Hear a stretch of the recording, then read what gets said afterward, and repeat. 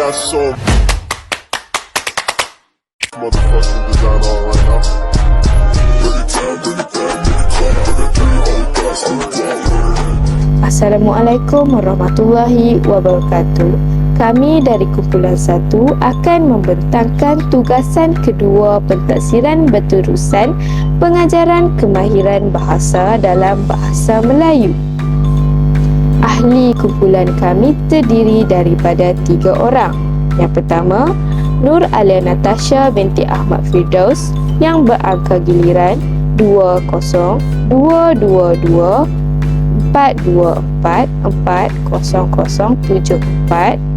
Yang kedua, Muizzatul Hamizah binti Ahmad Razlan yang berangka giliran 20222 42440061. Dan akhir sekali, Siti Aisyah binti Nur Azlishan yang berangka giliran 20222 42440080. Seterusnya, kita teruskan dengan tema dan tajuk mata pelajaran yang dipilih. Tema yang kami pilih ialah kebudayaan, kesenian dan estetika. Tajuk yang kami pilih ialah permainan tradisional dan permainan moden.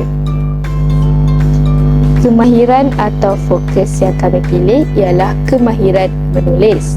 Standard kandungan yang dipilih ialah 3.2 menulis perkataan, frasa dan ayat yang bermakna. Standard pembelajaran yang dipilih ialah 3.2.3 membanding bezakan dan mencatat maklumat tentang sesuatu perkara. Terdapat 2 objektif pembelajaran yang akan murid dapat pada akhir pembelajaran. Yang pertama, murid dapat mencatat sekurang-kurangnya 3 perbezaan dan persamaan maklumat secara berkumpulan dengan betul. Yang kedua, murid dapat menulis sekurang-kurangnya 3 maklumat yang ditemui secara berkumpulan dengan jelas dan tepat. Strategi pembelajaran yang dipilih ialah strategi berpusatkan guru, di mana guru memainkan peranan penting dalam membimbing murid semasa proses pengajaran dan pembelajaran. Strategi pembelajaran yang kedua ialah strategi berpusatkan murid, di mana murid memainkan peranan penting dalam menyelesaikan tugasan yang diberikan oleh guru. Dan akhir sekali, strategi pembelajaran yang ketiga iaitu strategi berpusatkan bahan, yang mana guru akan memberikan bahan rangsangan atau bahan pengajaran kepada murid yang dapat membantu murid semasa proses pengajaran dan pembelajaran.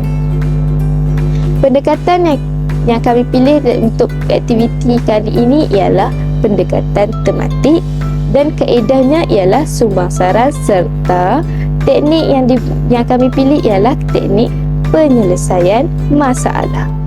Baiklah, kita mulakan proses pembelajaran dengan set induksi. Set induksi ini berlangsung selama 5 minit bermula dari jam 8 pagi sehingga 8.05 pagi. Kelas akan dimulakan dengan melakukan aktiviti senaman ringkas bersama lagu Senam Pagi yang akan ditayangkan di hadapan kelas menggunakan LCD. Kemudian, guru akan menanyakan kepada murid tentang pengalaman mereka dalam bermain permainan tradisional iaitu gasing, sama ada gasing moden ataupun gasing tradisional. Baiklah, seterusnya kita akan lihat kepada langkah 1. Yang pertama, guru akan membahagikan murid kepada beberapa kumpulan dengan menggunakan aplikasi Pickle Wheel. Aplikasi Pickle Wheel merupakan aplikasi digital yang membantu guru untuk membuat pilihan secara rawak. Aplikasi ini dapat membantu guru untuk membahagikan kumpulan dengan lebih mudah dengan hanya memasukkan senarai nama dan bilangan kumpulan yang diperlukan.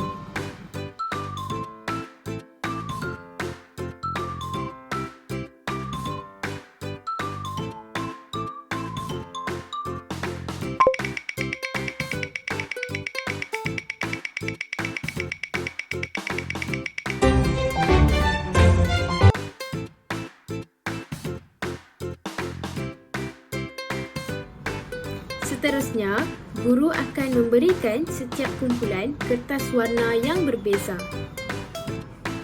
Kemudian, guru akan menayangkan video pendek berkenaan permainan tradisional Melayu.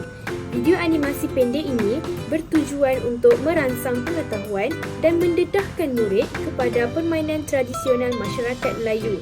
Video animasi pendek ini dihasilkan dengan menggunakan aplikasi digital Canva. Aplikasi Canva merupakan platform atau medium reka bentuk grafik yang digunakan untuk menghasilkan slide pembentangan, poster, dokumen, video animasi dan sebagainya dengan kreatif dan menarik. Melalui tayangan video animasi pendek ini, bukan sahaja dapat memberi pengetahuan kepada murid, malah dapat menarik minat murid untuk mengetahui lebih lanjut berkenaan permainan tradisional Melayu.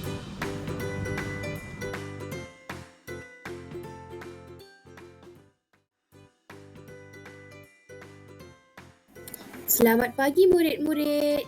Sudahkah anda bersedia untuk belajar? Murid-murid, mari kita belajar tentang permainan tradisional Melayu. Permainan tradisional ialah permainan yang dimainkan oleh masyarakat pada masa dahulu untuk mengisi masa senggang. Permainan ini merupakan satu cara masyarakat pada zaman dahulu berhibur kerana pada masa tersebut tiada media elektronik yang boleh menghiburkan mereka. Berikut merupakan contoh permainan tradisional seperti gasing, wang bulan dan juga congkak. Sekarang anda sudah pun tahu tentang permainan tradisional. Jangan lupa kongsikan maklumat yang anda dapat bersama rakan-rakan sekeliling anda. Selamat tinggal, jumpa lagi.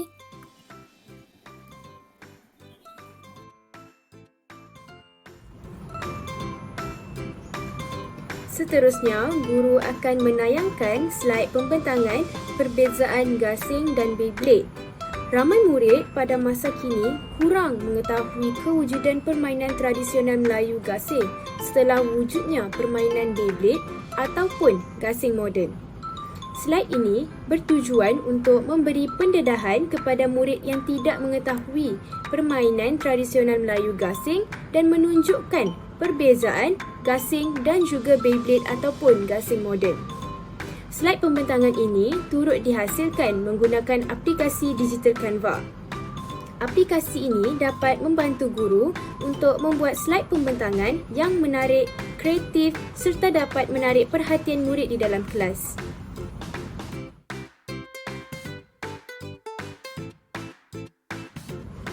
Kemudian, murid diminta untuk membaca maklumat secara mentalis bersama ahli kumpulan.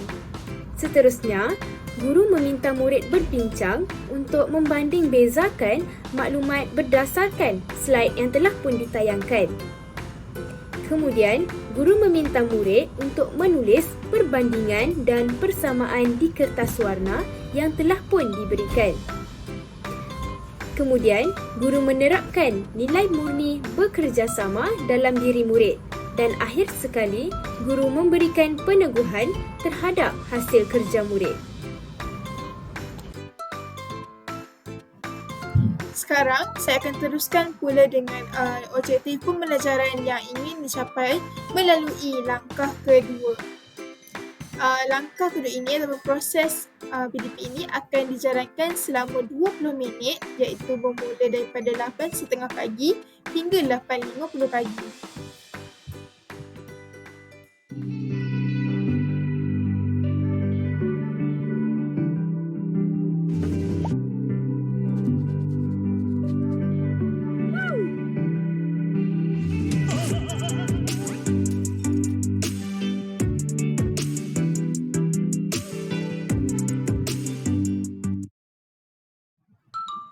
Berdasarkan tayangan video sebentar tadi, itu merupakan satu bahan bantu mengajar yang telah dihasilkan oleh saya.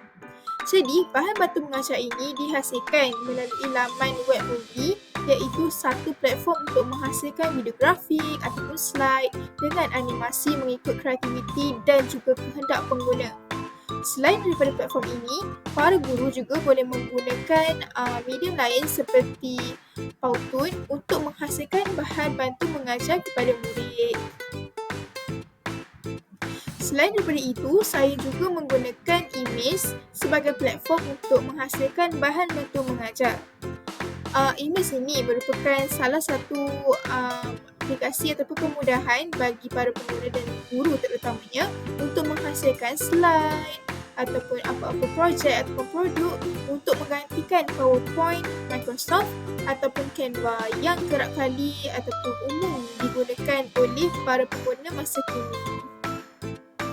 Merujuk kepada bahan bantu mengajar tersebut, di sini saya telah lampirkan ketiga-tiga bahan ataupun slide yang penting yang terdapat di dalam bahan itu.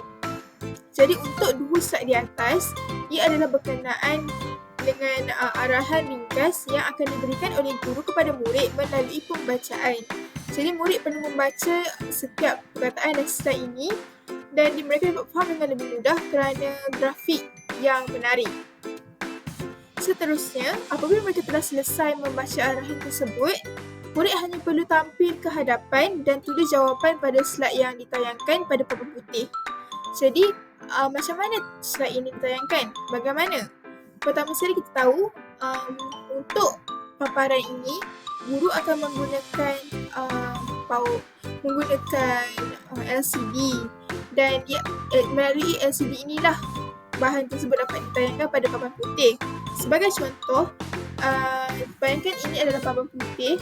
Jadi, apabila paparan itu dipapar, murid hanya perlu mengisi tempat kosong yang telah disediakan, iaitu 5 tempat kosong. Jadi, murid hanya perlu menggunakan marker pen atau pen marker pada papan putih tersebut di dalam kotak yang ada. Jadi, maksudnya mereka hanya perlu tampil ke hadapan dan menulis kerana itu merupakan objektif kami. Sekarang kita akan lihat pula untuk perancangan aktiviti pengajaran dan pembelajaran yang perlu dilaksanakan dalam kelas. Pertama sekali, murid kekal di dalam kumpulan masing-masing mengikut kumpulan yang telah ditetapkan pada peringkat awal iaitu pada langkah 1. Kemudian murid diberi arahan untuk menghantar seorang sahaja wakil daripada setiap kumpulan ke hadapan kelas. Yang ketiga, satu slide tentang persamaan dan perbezaan akan ditayangkan kepada murid, iaitu bahan bantu mengajar yang telah diterangkan oleh saya pada awal tadi. Dan terdapat 5 tempat kosong beserta satu contoh jawapan yang telah disediakan. Boleh dirujuk pada slide yang telah saya tunjuk. Kemudian yang kelima, murid perlu mengenal pasti dan merujuk semula persamaan dan perbezaan yang telah dibincang dalam kumpulan pada langkah 1. Jadi setiap bahan dan juga maklumat telah pun ketahui oleh mereka dan oleh itu mereka perlu datang ke hadapan untuk menjawab soalan atau mengisi tempat kosong pada slide itu. Kemudian, murid perlu menulis satu sahaja jawapan di ruangan kosong slide yang ditayangkan pada papan putih berdasarkan maklumat yang telah diperoleh dengan tepat dan betul menggunakan pen marker. Setelah semua wakil kumpulan telah selesai menjawab ataupun menulis jawapan tersebut pada papan putih, aktiviti yang akan diteruskan adalah setiap jawapan perlu disemak oleh guru dan murid sebagai satu aktiviti peneguhan dan juga perbincangan. Hal ini kerana mengapa murid juga akan terlibat dalam sesi menyemak jawapan yang telah dilaksanakan oleh wakil-wakil kumpulan seperti tadi, kerana mereka telah pun berbincang sesama mereka iaitu sesama ahli kumpulan yang telah dilakukan pada langkah 1 dan kita tahu apabila saya katakan begini, ini bermaksud mereka semua iaitu setiap ahli kumpulan mempunyai jawapan masing-masing ataupun jawapan yang telah mereka sediakan berdasarkan kefahaman mereka. Jadi melalui proses inilah mereka dapat berbincang bersama guru dan juga murid-murid lain untuk melihat apakah jawapan yang betul dan tepat. Baiklah, ini sahaja penerangan dan pembentangan daripada kumpulan kami iaitu kumpulan 1 berkenaan dengan teknologi ataupun media digital yang telah digunakan untuk menghasilkan bahan bantu mengajar oleh guru semasa proses PDP. Pecah kaca, pecah gelas. Harap semua maklumat jelas. Jadi, itu sahaja daripada kami. Sekian, terima kasih.